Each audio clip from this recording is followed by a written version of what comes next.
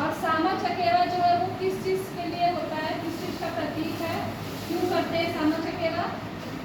सामा चकेवा एक भाई बहन का वो प्रेम है, ठीक है, स्नेह है। श्यामा जो है वो क्या है, वो बहन है किसकी? श्याम की। तो श्याम जो है ना वो कृष्ण भगवान जो है वो उनका बेटा होता है। श्यामा और श्याम जो है वो कौन है? कृष्ण भगवान के बेटा बेटे हैं, ठीक है।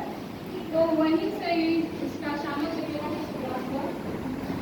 तो कहानी ऐसा है कि जो श्यामा थी ना वो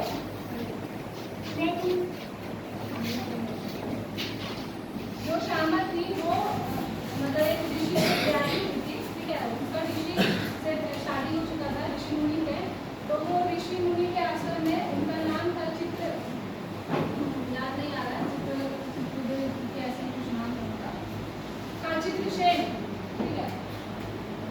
तो वो नाम मतलब उनसे ब्याही हुई थी। तो वो क्या करती थी, ऋषि मुनि के आश्रम में जो जाती थी, श्यामा जो थी वो ऋषियों का मतलब कि वो पालन मतलब जो होता है रख रखाव वो देखती थी, उनका मतलब कि सेवा करती थी ऋषियों की।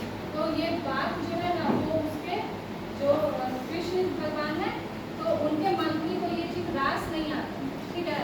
वो क्या किया, उसका मंत्री क्या किया ना कि जाकर के कृष्ण भगवान को बोल दिया कि देखिए श्यामा आपकी है ना जो बेटी है वो बहुत मतलब कि इधर उधर जाती है और मतलब उसका कारण है ऋषि मुनि है, उनको कान भर देती है। इसके बाद वो क्या होता है कि जो कृष्ण भगवान है वो क्या करते हैं, श्राप दे देते हैं श्यामा को।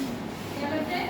श्राप, उसको दंडित कर देते हैं। और श्राप देते हैं, क्या श्राप देते हैं कि जाओ तुम चिड़िया बनो, ठीक है।